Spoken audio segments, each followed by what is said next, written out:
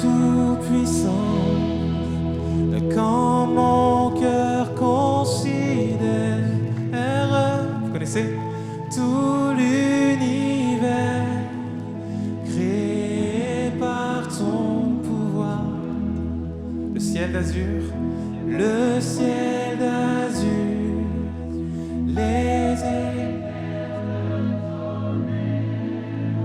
le clair matin, ou les ombres du soir. Voilà notre cri aujourd'hui, de tout mon être, de tout mon être. Alors j'élève un chant. Alléluia. Dieu tout-puissant, que tu es grand, de tout mon être, de tout mon être. Alors s'élève un chant. Dieu tout-puissant, que tu es. Comme un cri du cœur, disons-le encore, de tout mon être, de tout mon être. Alors s'élève un chant. Oh. Dieu tout-puissant, que tu es grand, Jésus, que tu es grand. Encore une fois, avec foi de tout mon être, de tout mon être. Alors s'élève un chant. Dieu tout-puissant, que tu es grand.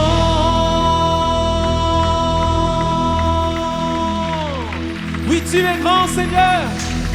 Tu es merveilleux. Et nous sommes reconnaissants qu'un Dieu comme toi nous aime. On va lui dire merci ensemble. Là. Merci à Dieu. Toujours. Toujours triompher en son nom. Merci à Dieu, qui avec lui nous sommes vainqueurs. Oh, merci à Dieu, car il nous fait toujours triompher en son nom. Merci à Dieu, merci à Dieu. Alors on y va. Nous avons la victoire. Alléluia. Alléluia, alléluia. Nous avons la victoire. Par la puissance de son nom. Jésus, tu es roi. Alléluia. Celui qui nous fait triompher, toujours en son nom. Oh, oh, oh, oh, Je dis oh, oh, oh. Alors on y va ensemble avec quoi? Merci à Dieu. Merci à Dieu, car il nous fait toujours triompher en son nom. Merci à Dieu, oui, avec lui, nous sommes vainqueurs. Oh. Merci à Dieu. toujours triompher en son nom. Merci à Dieu, merci à Dieu. On y va. Nous avons Alléluia, Alléluia. Oh, nous avons la vie par la puissance.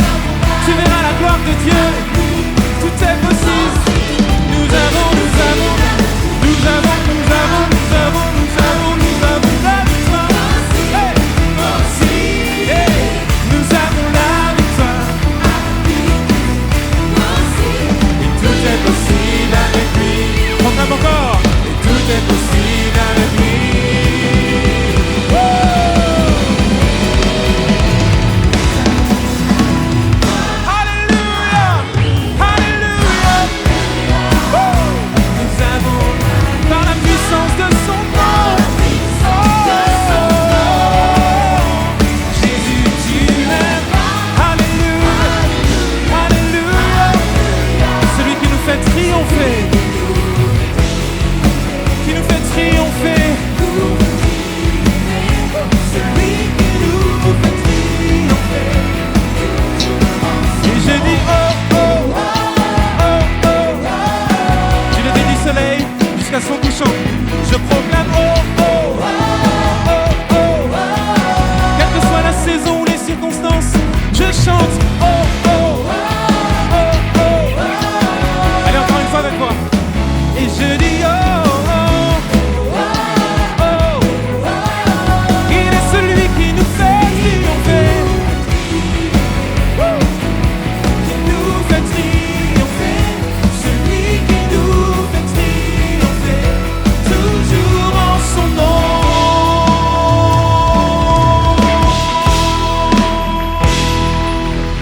Alléluia. Merci à Dieu pour la victoire. Salut.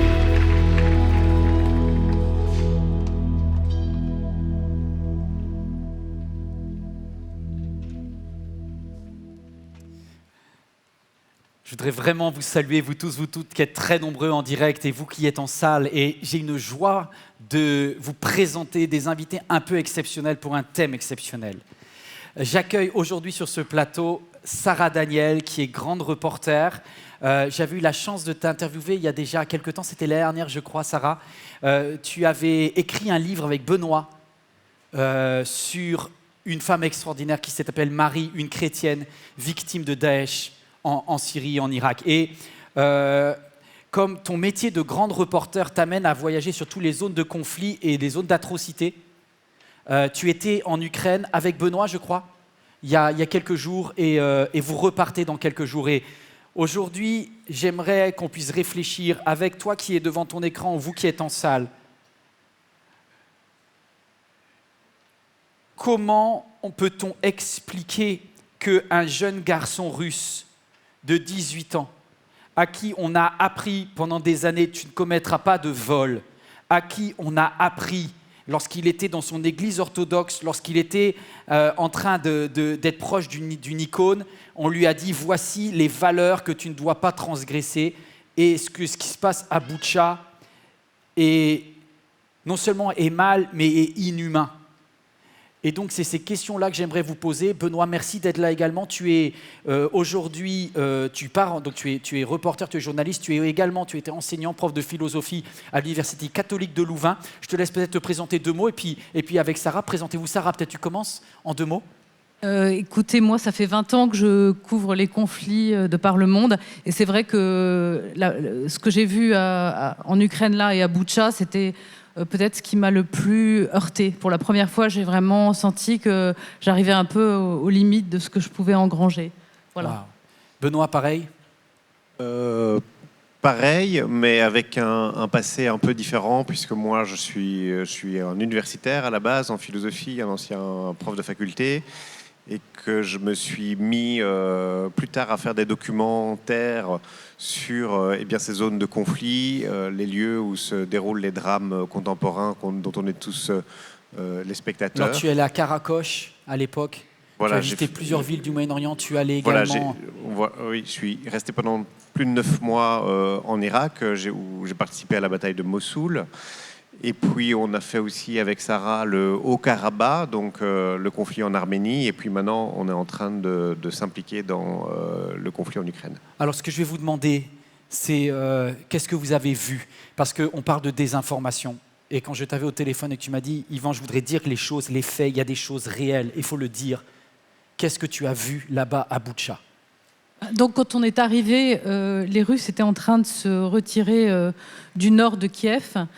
Et au début, on n'a pas pu accéder tout de suite aux zones qui venaient d'être à peine libérées, mais très vite, on a eu l'accès. Et donc, il y a eu beaucoup de questions sur le fait de savoir si c'était vraiment la réalité que ces charniers, ces centaines de corps qui étaient... Mais en fait, moi, je peux vous dire que oui, parce que on n'était pas toujours... On a été accompagnés parfois par les soldats ukrainiens, mais très vite, ils ont été dépassés par l'ampleur des faits, et donc on a été libre de se promener seul. Enfin, promenade, c'est un mot qui est pas tellement bien choisi, puisque c'était finalement... Il y a des juges qui disent que maintenant, toute l'Ukraine est une zone de guerre, mais aussi Scène de crime, une quoi. scène de crime. Voilà, exactement, c'est une scène de crime. Et donc, ce qu'on a vu là, l'ampleur des gens torturés, les corps qui s'empilaient dans le village, les charniers, voilà. Et il n'y avait pas assez de soldats ukrainiens, en fait, pour enterrer tous les gens qui avaient été tués là. Et on a vu beaucoup de personnes aussi dont on a appris à connaître les histoires. Notamment, je me souviens vraiment de cette mère à qui les Russes avaient demandé de collaborer et qui a refusé de le faire et qui a été assassinée avec son mari et son fils et des amis à elle. Et on voyait vraiment voilà, son corps à peine enterré dans le sable. Enfin, il y avait beaucoup de scènes épouvantables. Et ça bouleverse même les reporters les plus aguerris. Là, j'ai vu vraiment des gens craquer sur le terrain.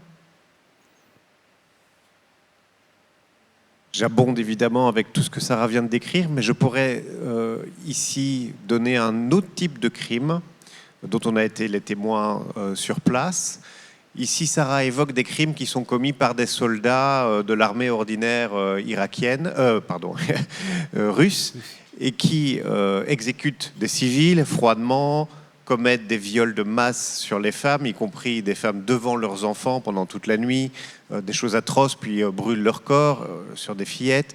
Là, on a un comportement de sauvagerie, de barbarie du soldat de base russe. Et ça, c'est ce que Sarah vient de décrire. Mais il y a un autre type de crime qui, moi, m'a particulièrement ébranlé, c'est ceux de la police politique. Ce sont les corps que l'on retrouvait, cette fois, dans les caves, agenouillés, les mains liées dans le dos, exécutés d'une balle dans la nuque. Et ça, pour qui connaît un peu l'histoire de l'Europe centrale et orientale, c'est une signature. C'est la signature des crimes du NKVD, qui existe depuis la révolution bolchevique, et qui donc reprennent ici, désormais, du service sous Vladimir Poutine. Et ils savent très bien qu'en faisant ça, ils envoient un signal à la population ukrainienne, c'est que le KGB, la police politique est de retour et elle a des enquêtes, des dossiers sur tout un chacun et personne ne sera en sécurité. Ils ont les listes, ils les retrouveront un par un pour les exécuter. Ça, c'est quelque chose pour des raisons aussi familiales, parce que ma famille, par le passé, a été victime de ce type de crime qui a une résonance particulièrement dure. Alors du coup, Sarah, c'est pas le premier conflit. Quand je t'ai eu sur WhatsApp en revenant, tu m'as dit, je t'ai dit, tu es très très forte, tu es très solide. Tu m'as dit peut-être pas tant que ça. Qu'est-ce qui te pousse à enquêter comme cela? Là, non, mais c'est vrai que oui, j'ai vu beaucoup de choses depuis l'Afghanistan. J'ai pas couvert le Rwanda, et là, je pense que ça doit être à peu près vraiment le pire qu'on puisse enfin, dont on puisse être le témoin, voilà. Mais qu'est-ce qui me pousse? Là, particulièrement, on avait vraiment le sentiment qu'il fallait être un des rouages qui finalement engrange ces images pour qu'un jour elles puissent être jugées par des cours pénales internationales. Donc c'est vrai qu'on ne s'est pas protégés, nous autres, les journalistes, parce qu'on se disait il faut qu'on filme tout, il faut qu'on regarde tout pour qu'on documente et un jour qu'on témoigne.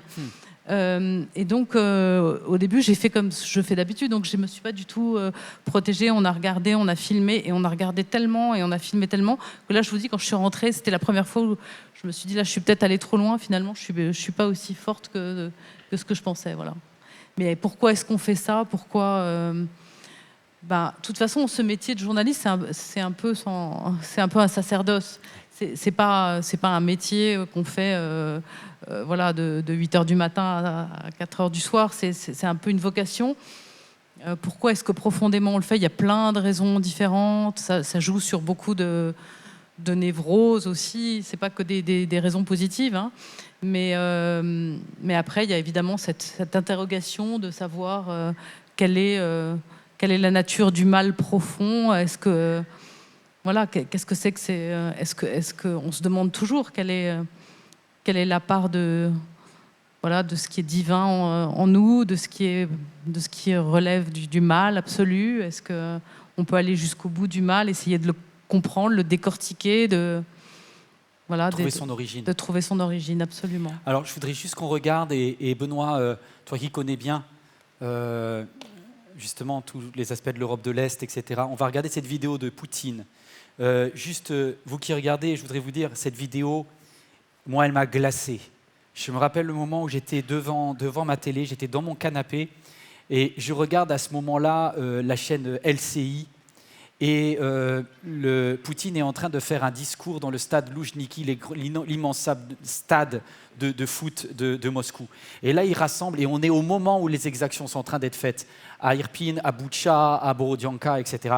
Et pour justifier la guerre, qu'il appelle opération spéciale, il ose prendre un verset de la Bible, et pas n'importe quel verset, un verset où Jésus est cœur à cœur avec ses amis, il vient de laver les pieds des disciples, et Jésus leur dit, parce que certains disciples disent, mais c'est trop d'amour, et Jésus dit, il n'y a pas de plus grand amour que de donner sa vie pour ses amis. Et quelques minutes après, Jésus va passer par le jardin de Gethsémanée, par la croix, etc. Et Poutine ose utiliser un texte de l'Évangile, et pas n'importe lequel, on regarde l'image.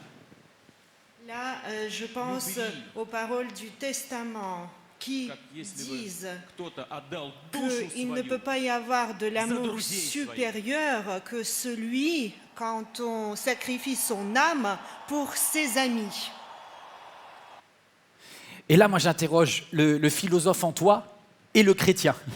Parce que tu as une foi qui est différente, tu es catholique, très pratiquant, mais il y a quelque chose, moi, qui me pose comme question. Lui aussi se dit pratiquant, lui aussi se dit croyant. Comment, et il a le Kirill avec lui, qui est le chef de l'Église orthodoxe. Comment c'est possible? Donc c'est évidemment un détournement d'un des passages les plus profonds, les plus émouvants de l'Évangile et des paroles du Christ. Donc on ne peut être que heurté à l'entendre. Pour les facteurs explicatifs, je reviendrai justement un instant sur ce Kirill, ce patriarche orthodoxe qui a validé cette lecture. Donc pourquoi ? Parenthèse, l'Église orthodoxe ukrainienne vient de rompre définitivement ses liens avec le patriarcat de Moscou. Ça s'est passé hier ou avant-hier. Et donc c'est un schisme à l'intérieur même de l'orthodoxie. C'est quelque chose qui est un bouleversement très important. Donc les chrétiens se déchirent. Voilà, les chrétiens orthodoxes maintenant se déchirent sur cette question parce qu'ils ont trouvé inacceptable que justement le patriarche de Moscou, Kirill, valide la lecture absolument délirante qui est proposée ici par Poutine des évangiles. Maintenant, sur le fondement, on peut revenir sur la question de l'ultranationalisme russe. Et ce qui se passe dans la tête de Poutine, c'est désormais de personnaliser, de déifier la nation russe. À partir de ce moment-là, on peut recomprendre la phrase qu'il vient de prononcer en disant « Mais oui, vous êtes en train de donner votre vie à quelque chose qui est plus grand que vous. Et ce plus grand que vous, ce n'est désormais plus Jésus, ce n'est désormais plus notre prochain, c'est la nation russe elle-même. » Entre parenthèses, ça redouble pour moi l'aspect choquant de ce détournement, puisqu'on sait que le régime de Poutine est un régime de kleptocrates qui donc pille les ressources naturelles de toute la Russie pour une petite oligarchie. C'est une véritable mafia. Et donc on peut se demander en quoi la mafia aurait à voir avec ça. Enfin, on se rappelle de la très belle scène, si vous connaissez le film Le Parrain de Coppola, où pendant qu'il y a la scène du baptême de Corleone, on voit qu'il refuse Satan et en même temps on est en train d'assassiner toute une série de personnes dans les rues de New York. C'est-à-dire que Poutine a réussi à endoctriner suffisamment des croyants russes pour leur faire croire que non seulement c'est OK, mais c'est un acte d'amour que d'aller jusqu'à détruire des enfants ukrainiens, violer des femmes. Il y a un moment où moi, mon cerveau, il explose. Je me dis, mais dans ce jeune de 18 ans, il y a un moment où ça doit exploser dans le cerveau. Comment ? C'est ça le principe d'un régime totalitaire. C'est ça le principe de l'idéologie. C'est que tous ces gens ont l'esprit désormais absolument formaté du début de leur naissance jusque là où ils arrivent, ils n'ont connu que Poutine, les jeunes soldats russes de 18-20 ans. Hein. Quand ils sont nés, c'était Poutine qui était déjà au pouvoir. Mais Daesh, il n'y a pas de Poutine à Daesh. Et en Irak et au Karabakh, c'est pareil. Mais c'est aussi un système totalitaire dans lequel les gens sont complètement embrigadés, le cerveau est lavé, de telle sorte que la question du mal devient intéressante. Et on pourrait revenir à un texte très important qui est celui de Hannah Arendt sur la banalité du mal, qui n'est pas la banalisation du mal, mais qui est la banalité du mal. C'est-à-dire que dans ce type de régime, à un moment donné, vous n'êtes plus un être humain avec une intention morale propre à réfléchir sur vos actes personnels, mais vous devenez simplement le rouage extraordinaire d'une machine. Et on vous justifie la possibilité de faire ce mal. On vous dit, non, ce mal est du bien finalement. Et à partir du moment où vous êtes dépersonnalisé, que vous n'avez plus de rapport avec quelque chose comme la vérité ou l'amour à titre personnel, eh bien vous êtes capable de toutes ces atrocités. Sarah ? Je suis d'accord avec cette analyse, même si ça déresponsabilise un peu les personnes concernées. C'est ce que je disais, c'est que on a retrouvé une conversation d'une mère russe qui demandait des comptes à son fils, qui lui expliquait quelles étaient les tortures qu'il avait fait subir aux Ukrainiens. Et ce fils disait, la mère lui demandait, mais est-ce que tu as pris du plaisir à effectuer ces tortures ? Et il lui a dit oui, beaucoup de plaisir. Et elle lui a répliqué, mais je pense que moi aussi j'aurais pris du plaisir à faire ça. Donc non seulement elle a reconnu sa part d'animalité, elle a justifié l'animalité de son fils, mais voilà, donc à ce moment-là on n'est pas juste un rouage, on retrouve ces pulsions les plus noires et les plus animales. Et donc en fait ça peut se combiner, c'est-à-dire en effet on est un rouage, une autorité supérieure et qui sans doute pour les Russes a remplacé un être divin, Poutine, a donné une autorisation de se vautrer dans ses instincts les plus bas. Et c'est ça qu'on est en train de voir en ce moment en Ukraine. Alors du coup, moi, je reste sur toi, Sarah, mais est-ce qu'il y aurait des personnes, est-ce que l'humanité serait... Il y aurait des gens qui font le bien, des gens qui font le mal, et j'ai l'impression que c'est beaucoup plus compliqué que ça. C'est-à-dire qu'il y a des personnes qui vrillent, il y a un bascule, une même personne... Cette mairesse d'un village dont tu nous as parlé, elle a été extraordinaire. Elle a même donné sa vie pour ne pas donner les noms, en fait. Donc, il y a juste, je voudrais lui dire merci. Mais il y a aussi des personnes qui vrillent, c'est-à-dire qui basculent. Un jeune Russe qui n'était pas venu au début avec des idées mauvaises. Et puis, tout d'un coup, comment tu expliques le bascule ? Est-ce que tout le monde peut être corrompu ? C'est dur comme question. Mais c'est très dur comme question, d'autant plus que le bien et le mal, c'est des notions qui sont très subjectives. Enfin, ça dépend de quelle morale on se place, de quel le bien peut être le mal pour une personne. On le voit bien dans les conflits, c'est le cas à chaque fois. C'est que le bien et le mal sont carrément presque inversés en fait dans ces schémas-là. Donc cette question, elle est presque... je peux vous dire, est-ce que les gens peuvent vriller selon ma conception à moi du bien ou du mal ? Moi, je pense que oui, malheureusement, on a tous en part dans notre fort intérieur. Oui, on est toujours complètement en conflit avec... après, bon, évidemment, il y a des régimes qui en dépersonnalisant, qui en...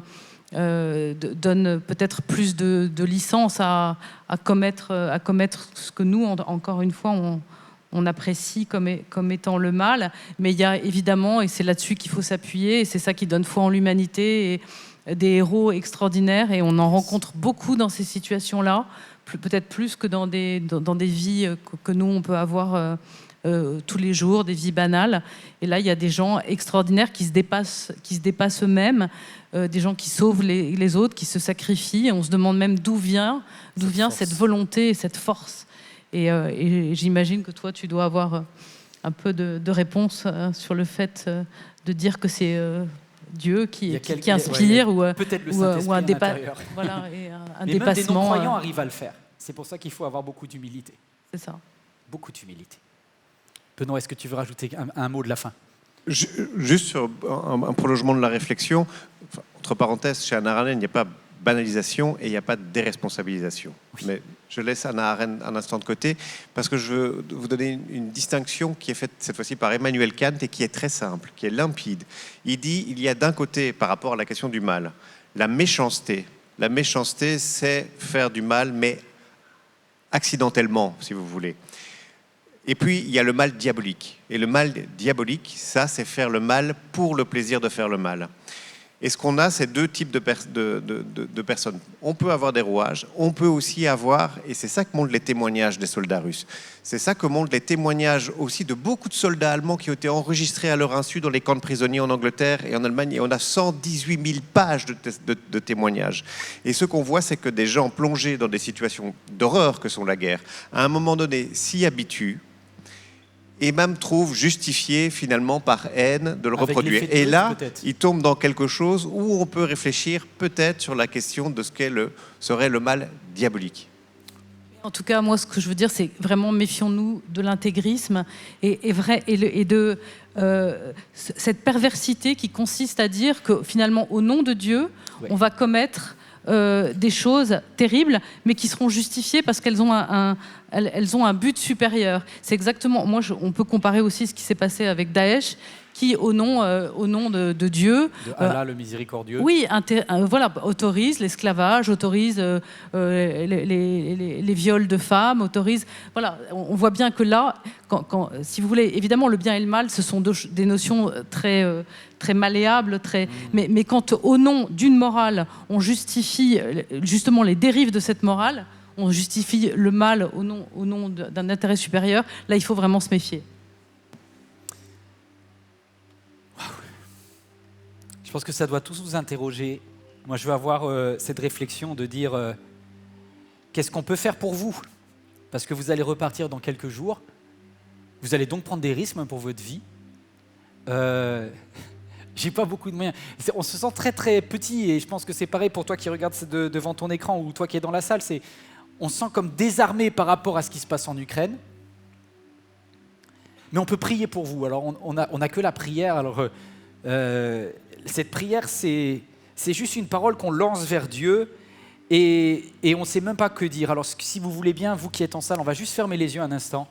Et je voudrais qu'on prie pour Sarah, pour Benoît et pour que Dieu les protège, mais aussi pour toutes les victimes que j'aimerais que Dieu puisse leur donner un chemin de guérison et peut-être arrêter le mal. Père, je n'ai aucune autorité à titre personnel, je ne suis que Yvan et je n'ai aucun pouvoir. Alors je ne viens pas en mon nom à moi, mais je viens au nom de celui qui s'appelle Jésus, au nom de Jésus. Et je viens comme les disciples en disant, je ne sais pas prier, apprends-moi à prier. Alors je voudrais dire, Père, que ta volonté soit faite sur la terre comme au ciel. Ma seule prière en cet instant, alors que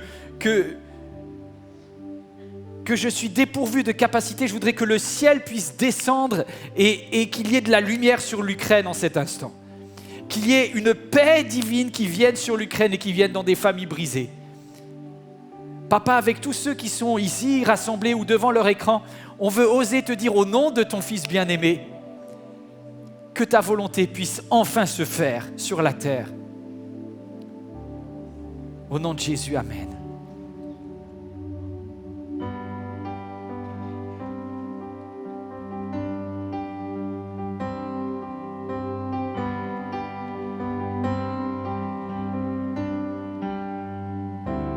Heal the world, make it a better place for you and for me and the entire human race. There are people dying. If you care enough for the living, make a better place for you and for me. Heal the world, make it a better place for you and for me and the entire human race. There are people dying. If you care enough for the living, make a better place for you and for me. Make a better place for you and for me. Oh, make a better place for you and for me.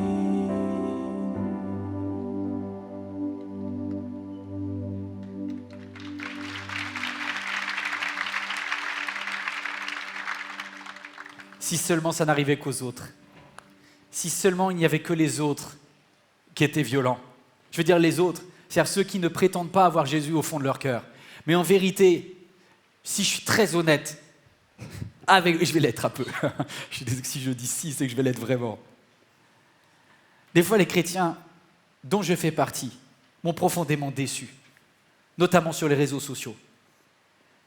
J'ai vu des chrétiens qui, au nom de Dieu, étaient capables de dire des pires méchancetés à leurs frères, mais je veux dire à leur cousine, qui, en Martinique ou en Guadeloupe, a voté Le Pen. Et l'autre, il répondait « Mais toi, qu'est-ce que t'as à me dire? T'as voté ceci, cela. » Après, t'avais un Provac qui disait à l'autre « Mais oh, regarde, tu nous laisses crever, à cause de toi, on prend des risques. » Et l'autre, l'antivac, il disait « Non, mais au nom de la liberté, moi, on m'injecte un truc, alors toi, t'es pas vraiment chrétien, parce que si t'étais vraiment chrétienne, tu ne laisserais jamais. » Et on se déchire. Et entre un homme et sa femme, c'est la guerre. Et entre un père et une fille, c'est la guerre. Et entre toi et ta voisine, vous ne vous parlez plus.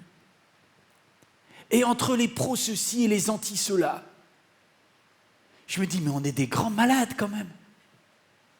On est des grands malades. Tu sais que les personnes là que tu as insultées, que tu as blacklistées, que tu as viré de ton Facebook, à qui tu as fait un TikTok pour dire que plus jamais tu leur parlerais, tu sais que tu vas passer l'éternité avec elles. Tu vas être gêné au ciel là. Vous savez, on peut avoir plein de valeurs croyantes et être juste hyper violent à l'intérieur de nous-mêmes parce que ça va toucher une corde sensible, un nerf, et je voudrais qu'on travaille parce que si on n'analyse pas d'où ça vient, on va reproduire sans arrêt les mêmes problèmes. Qu'est-ce qui fait que tu montes comme ça à l'intérieur, que la marmite se mette à bouillir? Pourquoi en tant qu'homme ou en tant que femme, alors que tu as Jésus et le Saint-Esprit à l'intérieur de toi, tu commences à, pardonne-moi l'expression, mais parfois tu pètes un câble, tu dis ça faut que ça sorte. Vous savez, il y a une situation, et on va la lire ensemble, où tous les disciples, je crois que c'est un des seuls textes de la Bible où alors que Jésus est dans une pièce, tous les disciples vont être indignés par ce qui se passe. Indignés. Le thème que je voudrais voir avec vous, c'est choquant. C'est choquant. Dis à ton voisin, c'est choquant. Alors la question après, c'est est-ce que j'ai le droit de m'indigner et jusqu'où? C'est choquant. Je vais vous dire que cette histoire est choquante parce que c'est à la base un pharisien, c'est-à-dire quelqu'un de très organisé, très méticuleux, qui aime bien Dieu, qui aime bien des principes carrés, etc. Il fait la fête, c'est la fête de sa vie. Et il invite Jésus et les disciples à manger. Et donc un pharisien invite à Jésus à manger. Et Jésus se rendit chez lui et se mit à table, tout se passe bien. Quand, tout d'un coup, survint une femme connue dans la ville pour sa vie dissolue. Alors pour ceux qui ne savent pas ce que ça veut dire dissolue, ça voulait dire que madame était péripatéticienne. Plus exactement, quelque chose. Sauf qu'elle était venue avec un but spécifique. Elle était venue avec un parfum exceptionnellement cher, infiniment plus cher que du Chanel numéro 5. On estime que ce parfum, aujourd'hui, en euros, vaudrait plus de 20 000 euros. Et elle vient avec ce parfum hallucinant. Et elle se mit à pleurer, elle se mit à mouiller de ses larmes les pieds de Jésus. Alors elle les essuyait avec ses cheveux, les embrassant, elle versait du parfum sur eux. En voyant cela, le pharisien, l'hôte, celui qui avait organisé le repas, se dit en lui-même, en regardant Jésus, si cet homme était vraiment un prophète, un homme de Dieu, il saurait quelle est cette femme qui le touche.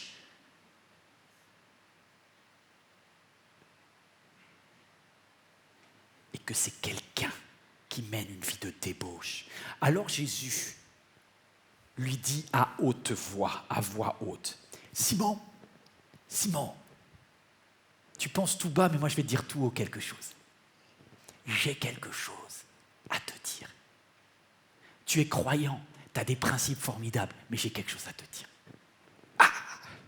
Tu as deux choix. Tu as le choix entre l'indignation colérique ou la grâce qui pardonne. Toi, tu as deux chemins. Dans toutes les situations qui vous choquent, vous allez avoir quelques instants, quelques secondes, peut-être une fraction de seconde, pour soit partir vers de l'indignation colérique, ou soit aller vers une grâce qui pardonne. Et c'est vous qui êtes responsable de cet aiguillage. Alors, premier grand 1, si vous choisissez la première voie, celle de l'indignation, manifestez votre indignation. Dans ce texte, il nous est dit, alors vous savez, c'est bien parce que les 4 évangiles parlent de ce texte. Il y a tous les disciples, ils ont été choqués, ils ont tous marqué l'histoire. Matthieu, Marc, Luc et Jean, ils ont tous raconté l'histoire, avec des détails différents, parce que quand il y a une scène choquante, on ne retient jamais les mêmes aspects. Mais il est dit que quelques-uns d'entre eux s'indignèrent, ça c'est Marc qui le dit. Pourquoi a-t-on gaspillé le parfum? On aurait pu le vendre, on aurait pu le donner aux pauvres, il y avait des valeurs supérieures, etc. Et dans Matthieu, il nous est dit, au verset 8, en voyant cela, les disciples manifestèrent leur indignation. Donc, sur les 12, il y en a 12 qui ont choisi le chemin de l'indignation. Le chemin, par défaut, c'était la colère et l'indignation. Et ils sont tous croyants. Et ils aiment tous Jésus. Et ils disent tous que Dieu est amour. Mais tous là vont choisir le chemin de l'indignation. Alors qu'est-ce que c'est que l'indignation? Grand A. Qu'est-ce que c'est que l'indignation? Je vais vous donner la définition du dictionnaire. L'indignation, c'est un sentiment de colère que soulève une action qui heurte ma conscience, qui heurte la conscience, c'est pour ça que je suis choqué, un sentiment de justice. Et c'est pourquoi un antivac, allez, je vais prendre l'exemple d'un antivac, je peux prendre dans tous les sens, vous mettez la croyance que vous voulez. Cette croyance que vous dites, ça c'est bien, ou ça c'est mal. Donc un antivac, il va dire, la liberté, tu ne touches pas mon corps.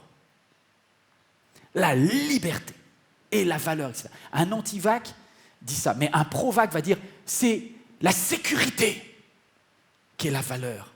Et ils vont tous, après ils vont dire, ouais, mais moi je pense plus.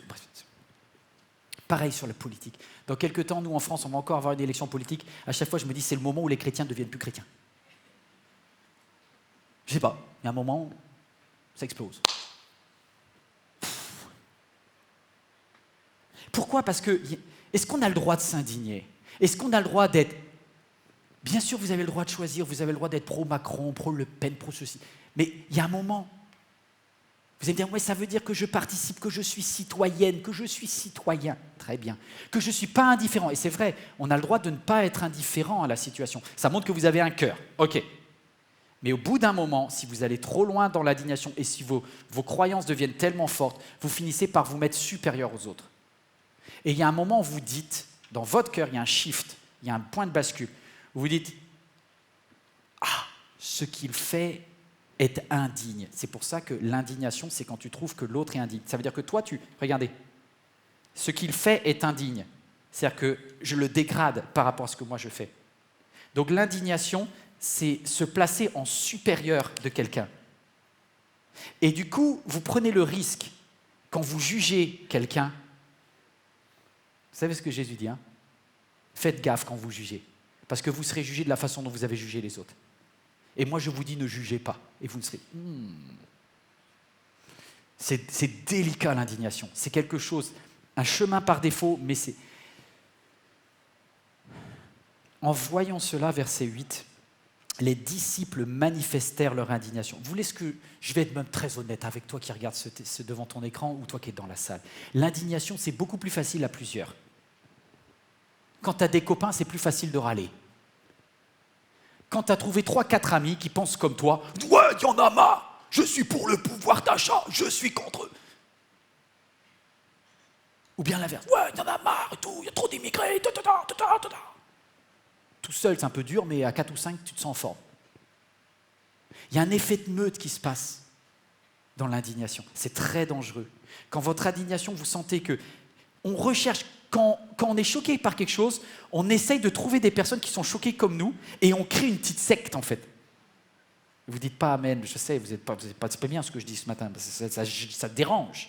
Mais en fait, on est tous comme ça. L'être humain, il va chercher à agréger des gens qui pensent comme lui pour aller dans son sens et ça donne de la force. Et c'est pour ça que tous les régimes totalitaires essayent de faire des effets de masse et d'endoctrinement de foule. Parce que du coup, quand on est plusieurs, on se lâche. Et puis surtout, si vous êtes en identité masquée, vous avez déjà vu les réseaux sociaux? Comment c'est pratique, ça? Tu peux dire des choses affreuses, mais on ne sait pas qui c'est toi. C'est marqué Gros Lulu 94. c'est pas moi. Mais c'est un chrétien quand même, hein. Il a juste un super pseudo pour qu'on le reconnaisse pas. Et là, il peut se lâcher, tu vois. S'indigner en secret. Par contre, quand il vient à l'église, il est très sage. Un petit peu comme cette vidéo. Regardez les deux chiens là. Je les aime. Voilà, ça c'est sur les réseaux, ça c'est à l'église.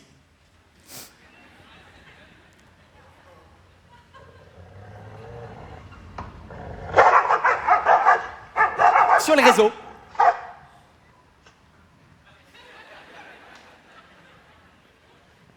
On est tous qu'une bande d'hypocrites.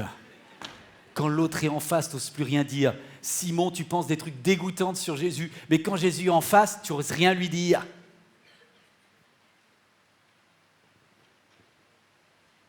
Waouh. Waouh.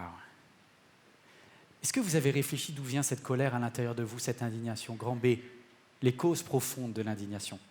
Grand B, les causes profondes de l'indignation. Qu'est-ce qui a fait que les disciples sont tous été choqués par la scène? Est-ce que je pourrais juste avoir un peu votre idée, votre cerveau? Réfléchissez. Qu'est-ce qui a provoqué l'indignation?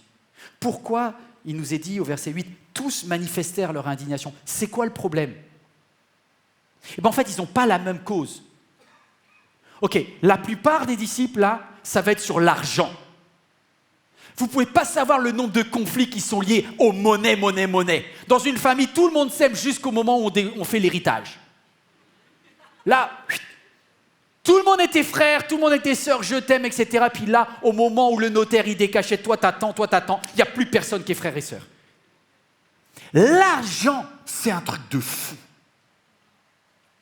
En fait, il y a 3 choses qui nous divisent. L'argent, le pouvoir, le chef, non c'est moi le chef, non c'est moi le plus, et le sexe. Et avec ça, vous faites le tour du monde. Ces 3 péchés, vous n'avez que ça dans la Bible. Hein. À chaque fois, c'est un dérivé d'un des 3.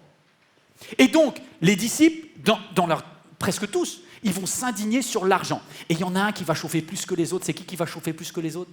C'est Judas. Pourquoi? Parce que Judas est le trésorier.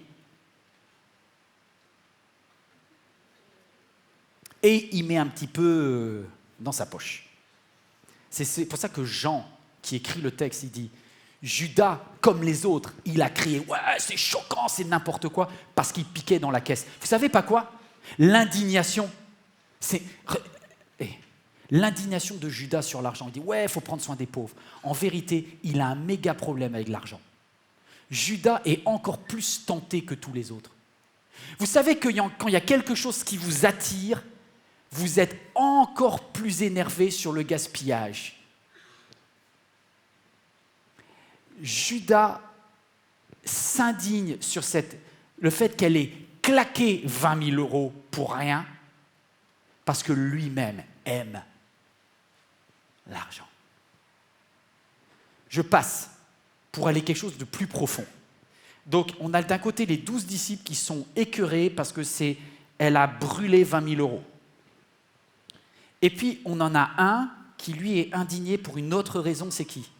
C'est Simon. Simon, c'est l'hôte. C'est celui qui a organisé le festin. C'est celui chez qui on est. On est chez lui. On est assis sur ses chaises, sur ses banquettes. On est à sa table. C'est là qu'on est. Et donc, c'est Simon qui a fait la fête. Et pour Simon, c'est super important. Parce que ce n'est pas tous les jours qu'il a Jésus à sa table. Ce n'est pas tous les jours qu'il a les 12 disciples à sa table. Et du coup, il a certainement mis du temps pour organiser ça. Vous savez qu'il nous a dit que c'était un pharisien. Tout à l'heure, j'étais un petit peu rapide, mais le pharisien, c'est ceux qui aimaient les règles. Dans la société juive, il y avait 2 types de croyants. Il y avait les pharisiens, qui étaient les plus traditionnalistes, les plus carrés, les plus conservateurs. Les pharisiens, ils aimaient bien payer la dîme de la menthe et du cumin. Tu vois, ils coupaient tout, ils calculent tout, la frange, le truc, tout est carré. Et d'un côté, il y avait les sadducéens qui, eux, étaient un petit peu plus dans le pouvoir politique et puis un peu plus cool sur les règles. Mais Simon, et il y a des gens très bien qui sont pharisiens. D'ailleurs, la plupart des Juifs aujourd'hui se disent pharisiens, se disent descendants de pharisiens. Et effectivement, le judaïsme est très, très codifié. Très, très codifié. Est-ce que c'est bien d'avoir des règles et des valeurs? Bien sûr. Je voudrais vous dire que Simon, c'est quelqu'un qui structurellement est très codifié, est un homme de principe. Est-ce qu'il y a des hommes et des femmes de principe ici? Du coup, vous n'allez pas oser lever la main, mais si, en vrai, vous êtes des hommes et des femmes de principe. On a tous beaucoup de principes. Vous avez les principes que vous avez reçus de vos parents. Il y en a qui ont des mamans qui vous ont bien inculqué des valeurs, là. Ma fille, pas de ça dans ma maison. Moi, je te dis. Là, tu dis, oui, maman. Tu es convoqué par le père qui dit, toi, regarde-la, moi, beau gosse. Là, ça, la cigarette et l'alcool. Moi, j'ai chopé Ethan l'autre jour, je peux vous dire, je lui en ai mis une. Je lui ai dit, ça, tu fais jamais. Il n'a pas fait, hein. Mais je sais qu'il est au collège, alors les tentations vont arriver. Je peux vous dire que le boss, là, c'est moi. Et je vérifie que les valeurs sont en place avant qu'il aille plus loin dans la vie. Je lui dis, tu touches pas à ça, hein. Une grande partie des principes, vous les avez acquis de vos parents. Et l'autre partie de vos principes, de vos valeurs, vous les avez expérimentés dans la vie. Parce qu'on ne vous a peut-être pas dit, ou on vous avait dit de ne pas le faire, mais vous avez quand même envie de le faire. Tu vois, la première fois où tu as pris une grosse cuite, tu savais que l'alcool, c'était pas bon, mais tu es venu déchirer. Jamais on reviendra. Ça m'a mis un tête à l'envers. Et là, je n'aurais plus. Ça, c'est un principe acquis. Il y a ceux que tu as reçus, et puis il y a ceux que tu as... Et ça fait tout votre ensemble de règles. Pour certains, ça va être la solidarité, c'est le plus important. D'autres, c'est la liberté. Moi, je suis pour la... Ceci, ça. Ça va créer vos valeurs.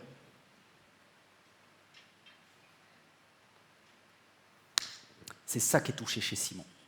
Simon, c'est un gars organisé, c'est un gars clair. Et il voit cette... qui vient chez lui et qui s'installe et qui fait son cinéma. La fille, elle se croit à Cannes. C'est pas la montée des marches, mais c'est presque. Regardez, regardez un petit... Et comment il a dû exploser. Elle se tint derrière lui, elle pleurait, elle se mit à mouiller les cheveux des pieds de Jésus. Elle les essuyait avec ses cheveux, elle les embrassant, elle versait le parfum. En voyant cela, quand il a vu la vidéo, ça l'a fait exploser. Il dit, mais celle-là, mais elle n'a pas payé le repas. Vous avez déjà eu quelqu'un comme ça qui s'incruste à la dernière minute et qui fait sa star?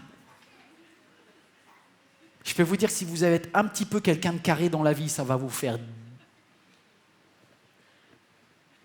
le chemin de l'indignation rapidement.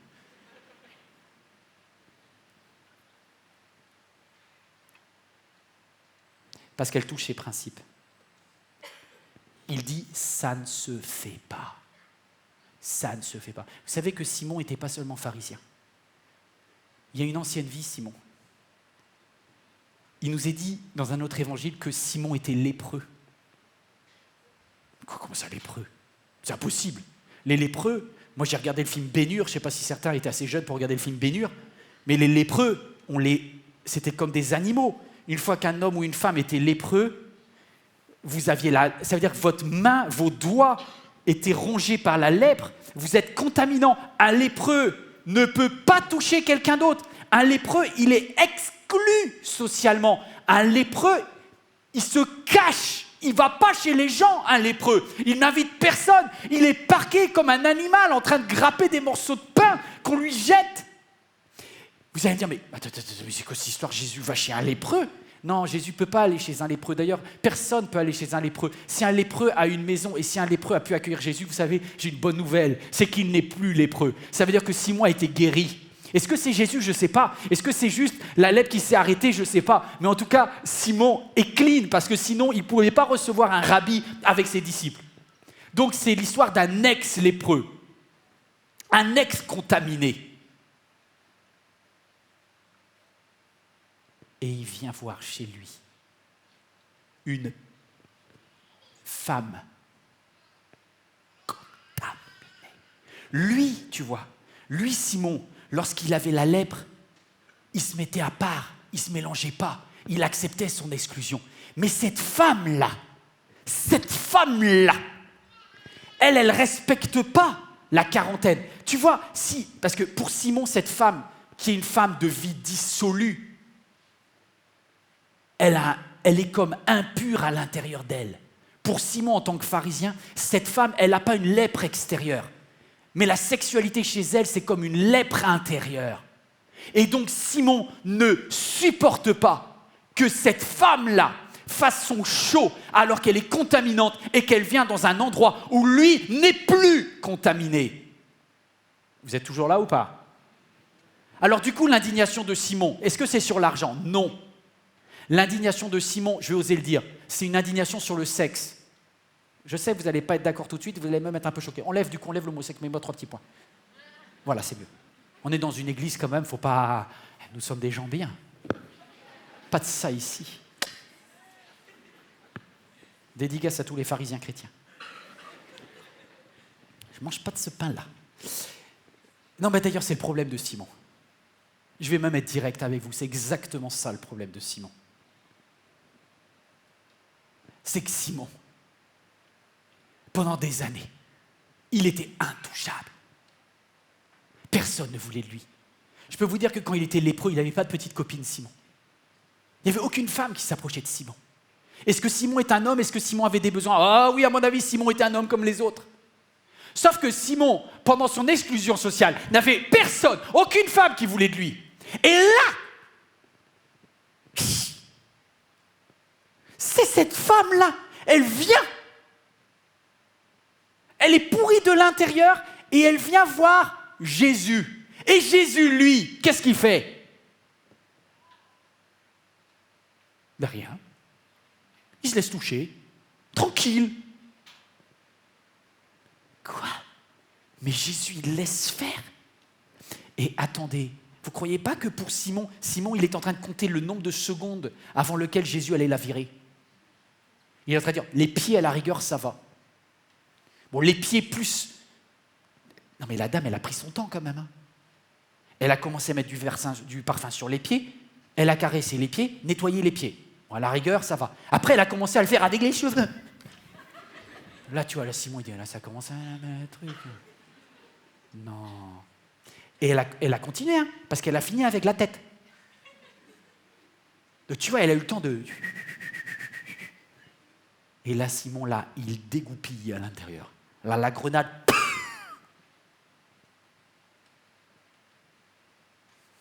C'est la vérité, Simon, c'est que tu es bourré de frustration. Et tu ne supportes pas que cette femme puisse toucher un autre homme que toi.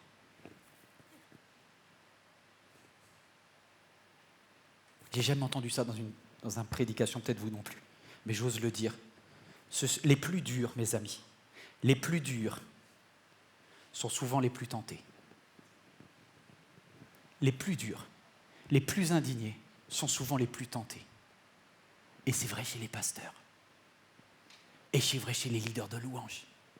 Et c'est vrai chez la responsable de l'église des enfants. Et c'est vrai dans ton foyer. Et parfois, c'est parce que vous-même, vous avez tellement réfréné ce qui vous tentait que vous ne supportez pas que l'autre s'autorise ce que vous ne vous autorisez plus.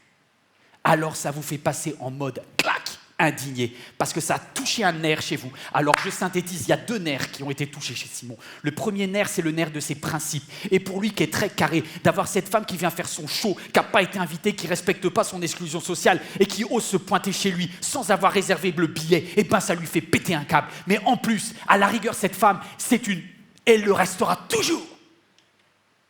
Mais l'autre là, le Jésus, si c'était vraiment un prophète et s'il avait l'Esprit de Dieu, jamais il aurait autorisé de se laisser toucher comme ça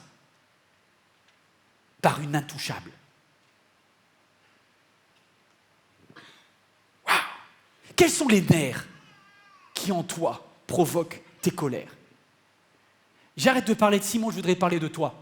Toi qui regardes ce message, toi qui es dans la salle.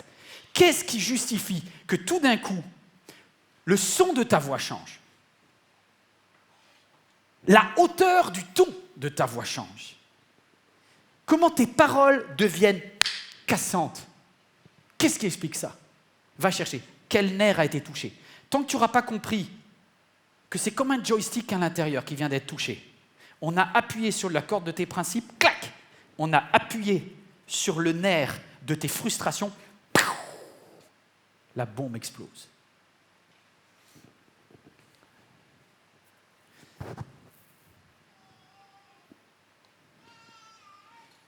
Vous savez ce que Jésus va faire de Simon? Vous savez, Jésus a entendu ce que Simon a dit tout bas. Dieu sait tout. Il sait quand tu es en colère. Et là, je m'attendrais honnêtement, de la part de Jésus, à ce que Jésus cartonne Simon. Mais alors, c'est que tu ne connais pas Dieu. Si tu crois que Dieu te pulvérise à chaque fois que tu as des sentiments mauvais en toi, non, tu ne connais pas Dieu. Jésus est extraordinaire parce qu'au lieu de pulvériser Simon, il va juste lui raconter une histoire remplie de douceur pour que Simon puisse prendre conscience de ce qu'il est en train de penser. Jésus dit, Simon, regarde cette femme. C'est étonnant, je n'avais pas vu ce verset, mais Jésus lui dit, Simon, j'ai une histoire à te raconter. Il y avait 2 personnes qui avaient des dettes. Il y en avait un qui devait 10 fois plus de dettes que l'autre. Et tout d'un coup, le créancier a fait cadeau aux 2. Lequel des 2 anciens débiteurs sera le plus heureux et aimera le plus? Et Simon, il dit, c'est celui à qui on a pardonné beaucoup de dettes. Bien répondu, Simon. Et Jésus lui dit, maintenant, regarde cette femme. C'est comme si Jésus est en train de réaiguiller Simon. Vous êtes là aujourd'hui? Il est en train de dire à Simon, Simon, tu as pris le chemin de l'indignation et de la colère, je te ramène et je te propose une deuxième chance d'aiguillage, je te propose de regarder différemment et de prendre un deuxième chemin, le chemin de la grâce et de la compassion. Alléluia. Waouh, grande 2, le chemin de la grâce et de la compassion. C'est plus court parce que je n'ai pas besoin d'en faire des tonnes pour que tu comprennes ce que Dieu veut te dire en cet instant. Le chemin de la grâce et le chemin de la compassion. Et dans le chemin de la grâce et le chemin de la compassion, verset 43, Simon répondit, je suppose.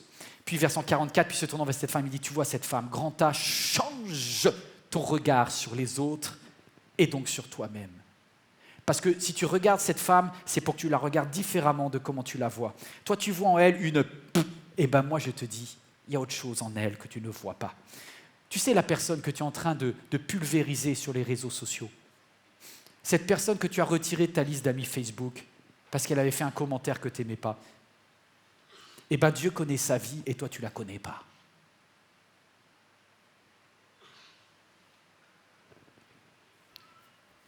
Et Jésus lui dit, tu vois cette personne-là que tu juges de façon catastrophique, voici, je suis entré dans ta maison, tu ne m'as pas apporté d'eau pour me laver les pieds, mais elle me les a arrosés de ses larmes, elle les a essuyés avec ses cheveux. Tu ne m'as pas accueilli en m'embrassant, mais elle, depuis que je suis entré, elle n'a cessé de couvrir mes pieds de baisers. Tu ne m'as pas versé d'huile parfumée sur ma tête, mais elle en a versé même sur mes pieds. C'est pourquoi je te le dis, ses nombreux péchés lui ont été pardonnés, parce qu'elle m'a témoigné tant.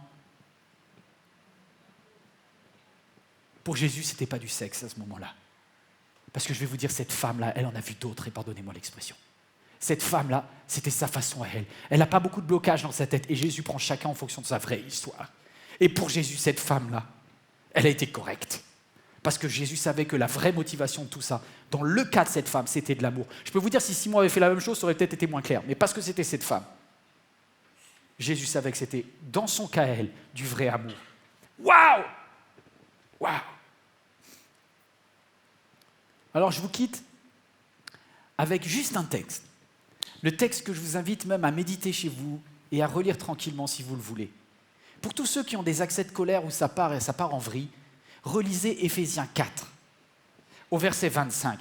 Et c'est un ex-colérique qui avait d'énormes problèmes de violence interne. Il s'appelle Paul. Et à l'époque où il explosait, il s'appelait Saul. Et c'était un chaud.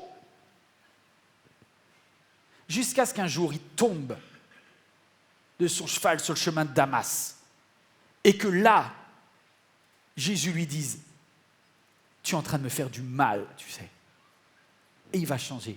Et voici ce que écrit Paul. Il dit, c'est pourquoi vous débarrassant de tout mensonge, vous pouvez dire la vérité à votre prochain car vous êtes membres les uns des autres. Premier commandement, dans les 5 commandements de l'indignation. Parce que je ne veux pas être caricatural. Oui, des fois, on a le droit de s'indigner. Mais vous ne devez pas perdre le contrôle de votre indignation. Sinon, vous donnez un vrai accès au diable.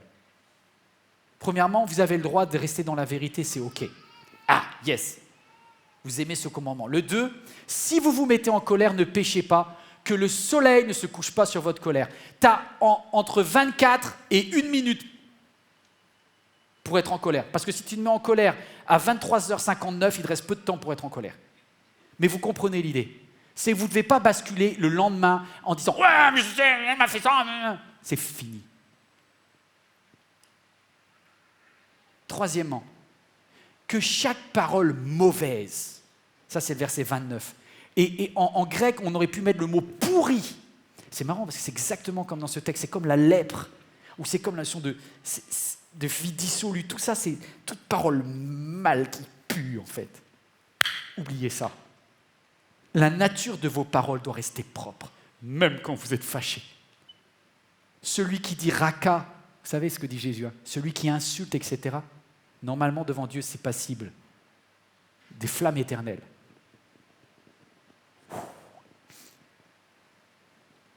J'entends pas de amen là. Non, mais je sais, d'accord. Il y en a certains, c'est à l'intérieur que ça se passe. Ok, d'accord. Pardon. N'attristez pas le Saint-Esprit.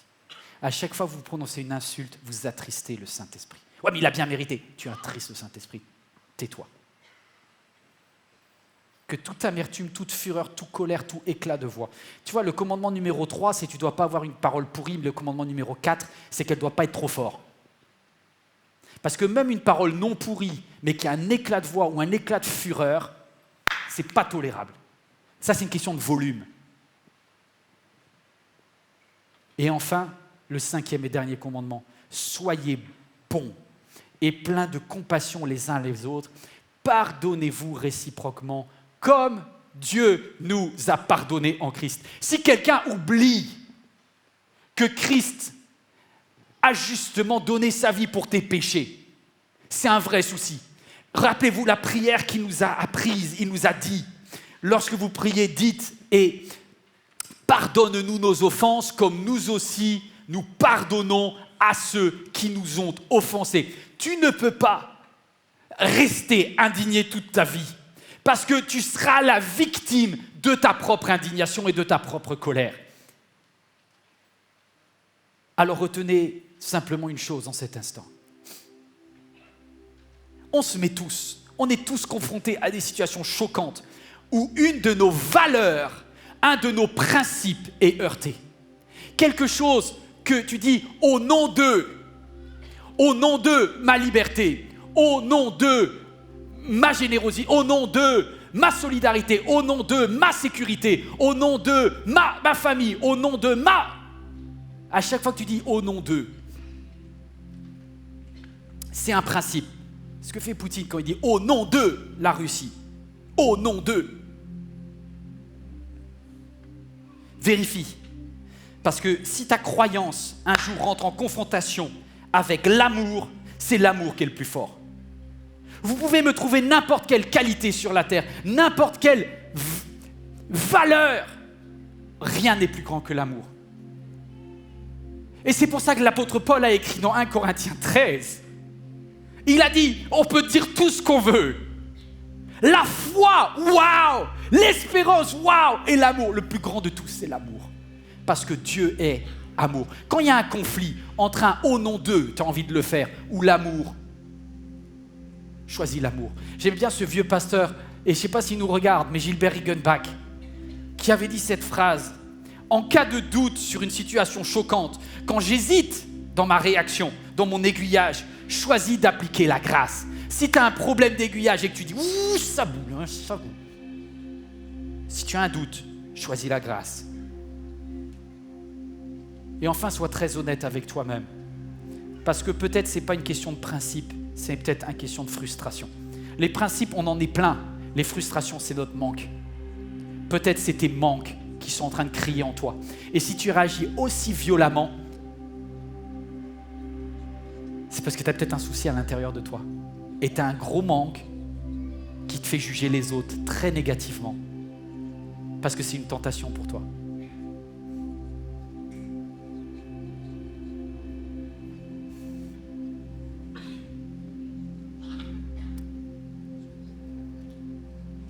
Le message que je vous ai apporté en cette instant n'est pas un message facile, mais c'est ça la vraie sanctification. Le chemin pour être vraiment aligné avec Christ en nous face à une situation choquante, c'est ça. Il n'y a aucun autre nom, aucune autre valeur qui est supérieure à l'amour. Aucune. tu peux chercher. Et le jour où tu commences à pointer du doigt ton voisin, pointer du doigt ce vote, pointer du doigt cette personne, rappelle-toi d'une chose, c'est qu'au lieu de pointer ton doigt en bas vers la terre et te positionner en juge, tu ferais mieux de lever les mains vers le ciel et dire « Dieu, change mon cœur ».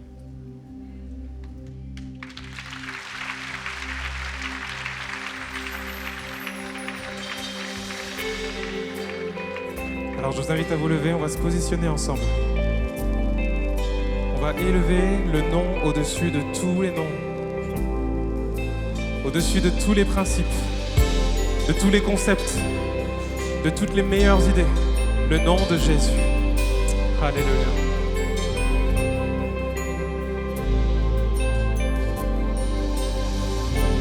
Main levée, cœur ouvert, grand comme le ciel. Nous t'élevons,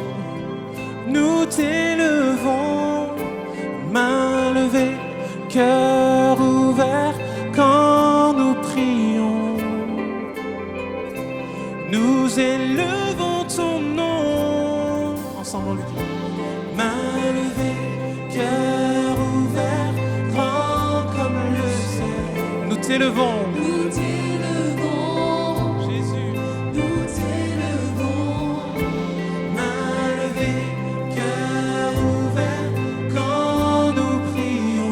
Nous élevons ton nom, nous élevons ton nom. Encore une fois avec quoi? Main levée, cœur ouvert, grand comme le ciel. Nous t'élevons, oui nous t'élevons, Jésus. Oh, main levée, cœur ouvert, quand nous prions. Nous élevons ton nom. Oh, que tous les autres noms s'effacent. Oh, que tous les autres noms s'effacent pour qu'il n'y ait que toi. Oh, que tous les autres noms s'effacent. Jésus prend ta place. Jésus prend ta place. Oh, oh, oh, oh. Que tous les autres noms s'effacent. Oh, que tous les autres noms s'effacent. Que tous les autres noms s'effacent. Oh, que tous les autres noms s'effacent. Jésus prend ta place. Jésus prend ta place. Que tous les autres noms s'effacent.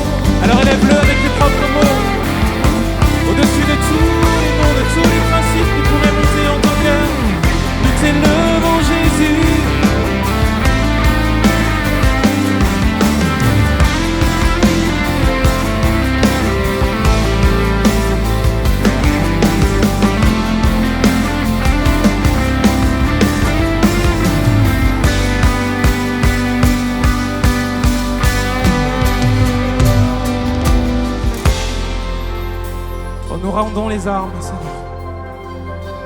Nous te proclamons roi dans nos vies, dans nos cœurs, nos familles, dans ce pays. Que tous les autres noms s'effacent. Oh, que tous les autres noms s'effacent. Oh, que tous les autres noms s'effacent pour qu'il n'y ait que toi. Oh, que tous les autres noms s'effacent. Jésus prend ta place. Jésus prend ta place. Jésus prend ta place. Jésus prend ta place. Dans mon cœur, prends ta place. Jésus prend ta place. Dans ma vie, prends ta place. Jésus prend ta place. Dans ma famille, prends ta place. Jésus prend ta place. Jésus prend ta place. Jésus prend ta place.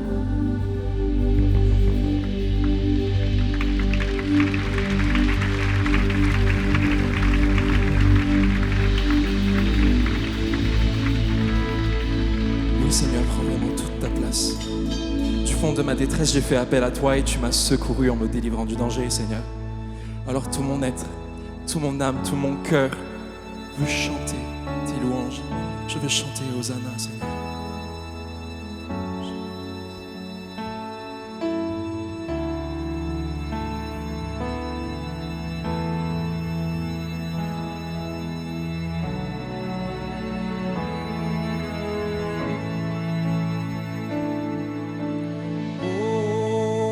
Hosanna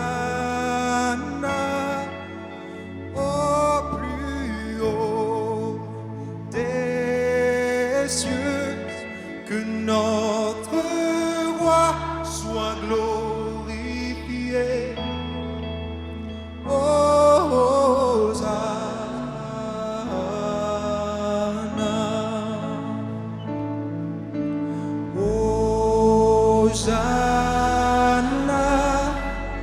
au plus haut des cieux, que notre roi soit glorifié. Hosanna.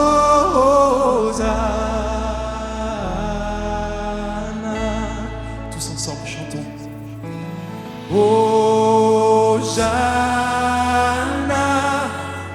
au plus haut des cieux, que notre roi soit glorifié.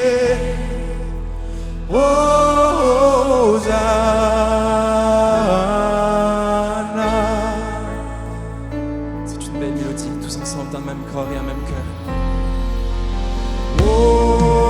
Hosanna au plus haut des cieux, que notre roi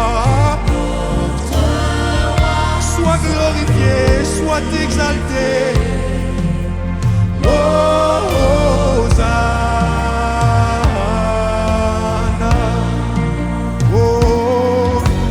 Hosanna. Chantez notre roi.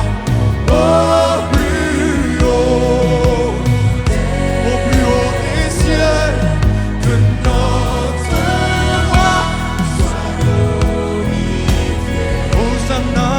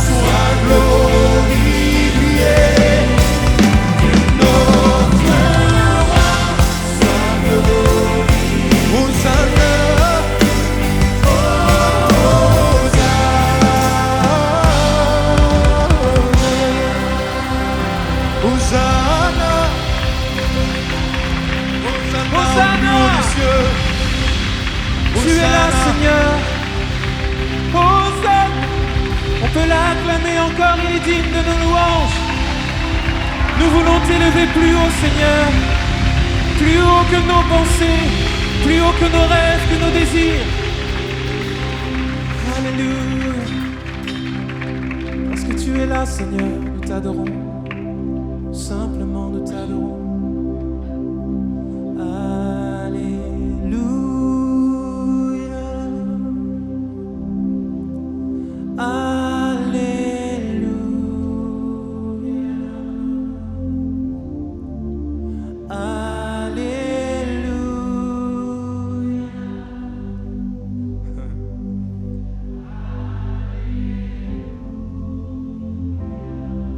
Alléluia, disons-le ensemble.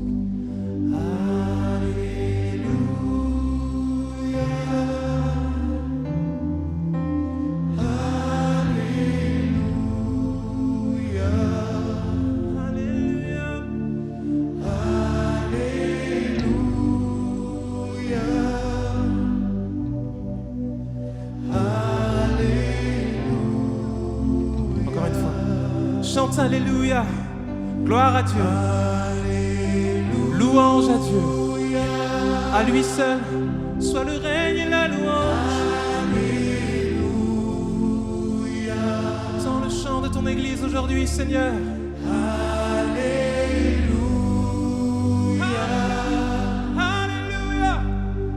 Est-ce qu'on peut lui dire ensemble? Tu es présent. Tu es présent. Ensemble. Et tu es présent. En ce lieu, en cet instant, tu es présent. Jésus, tu es là. Tu es présent. Oui, tu es présent. Dis encore, tu es présent. Tu es présent. Tu es présent. Jésus, je n'ai que toi, je n'ai que ton amour pour moi. Toi, tu ne m'abandonnes pas, non.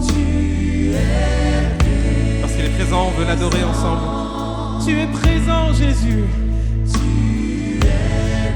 Dieu de même voix, d'un même cœur, nous t'adorons, disons-le ensemble. Et nous t'adorons.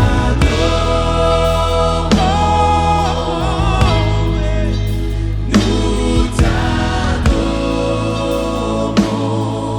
Sans rien retenir. Nous t'adorons. Alléluia. Et nous t'adorons. Seulement les voix. Nous t'adorons. Nous t'adorons. Et nous t'adorons.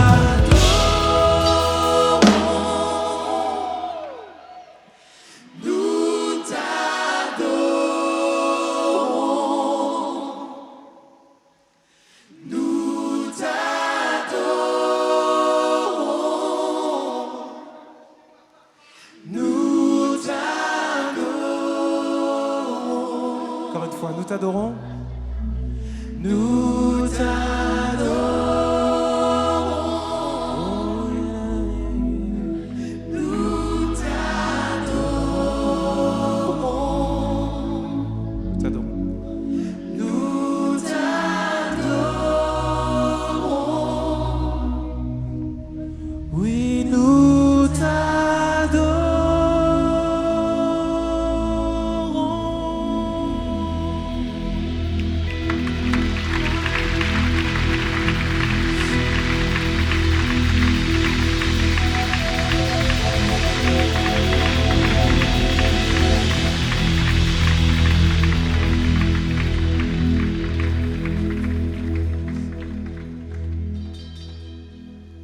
Vous pouvez effectivement reprendre place. C'est toujours très culpabilisant pour moi de devoir interrompre ou d'avoir l'impression de couper un moment.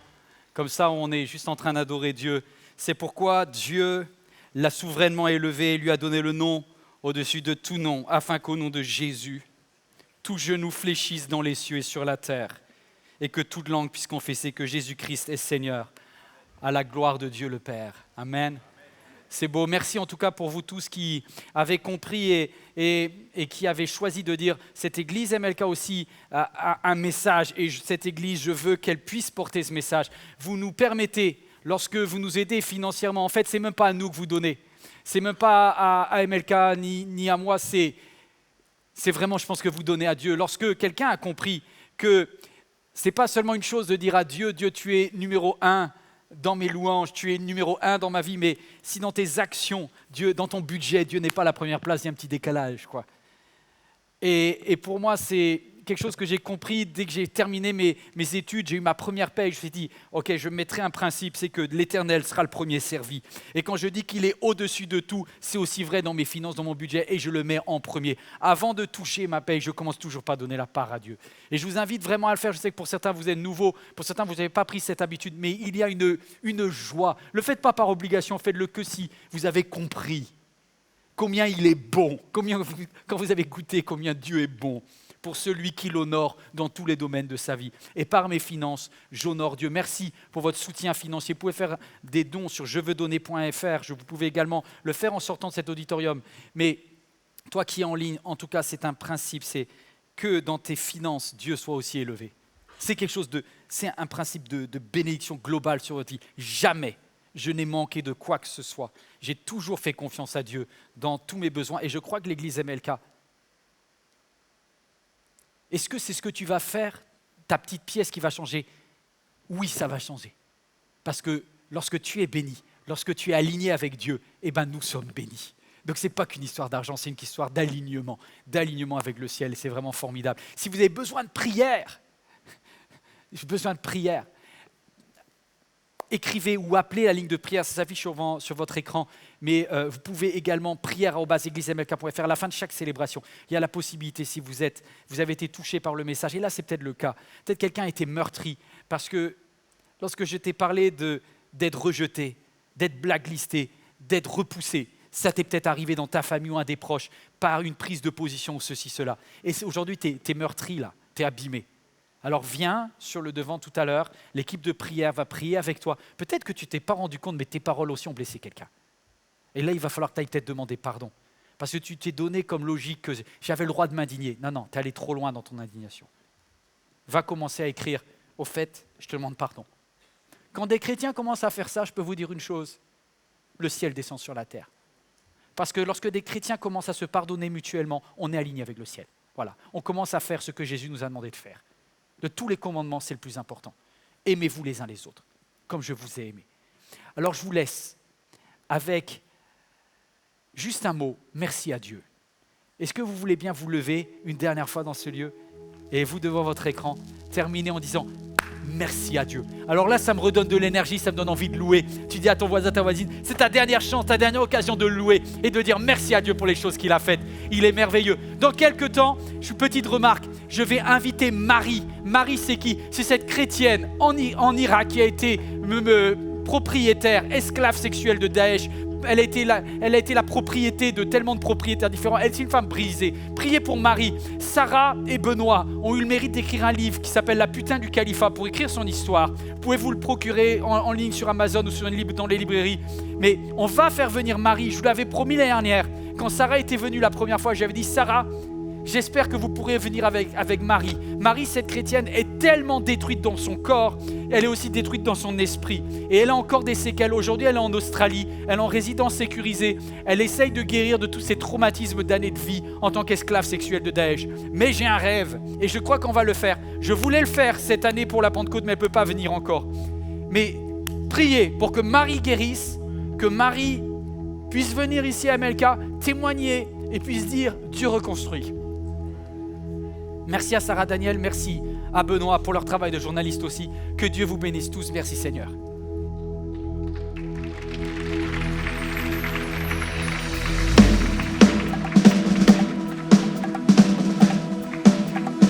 On y va ensemble. Merci à Dieu. Merci à Dieu, car il nous fait toujours triompher en son nom. Merci à Dieu, oui avec lui, nous sommes vainqueurs.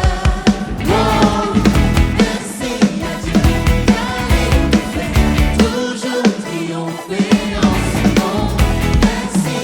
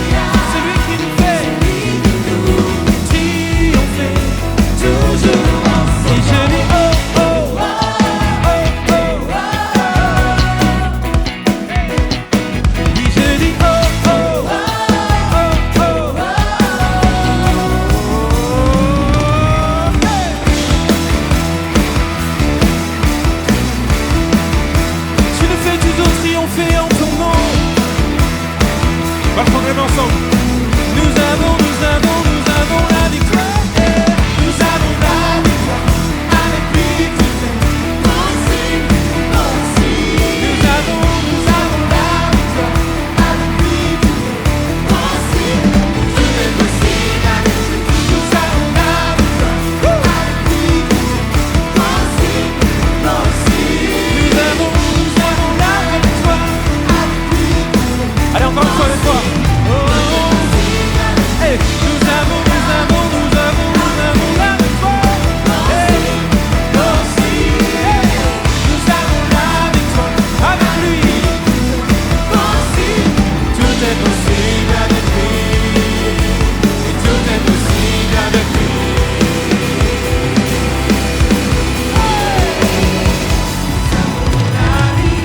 Alléluia. Alléluia.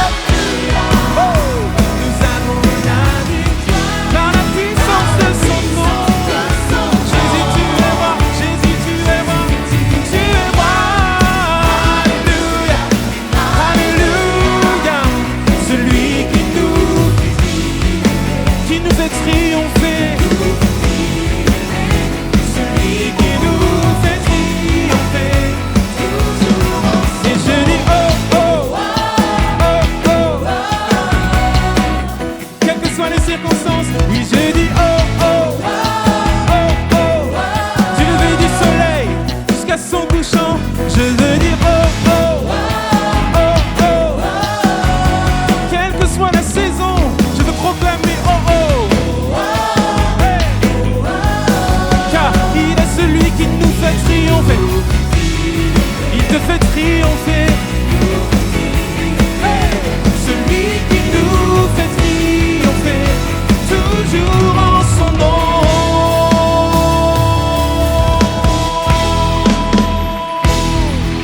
Alléluia. Wouh. Tu es vainqueur. Au nom de Jésus. Sois béni, passe une bonne semaine.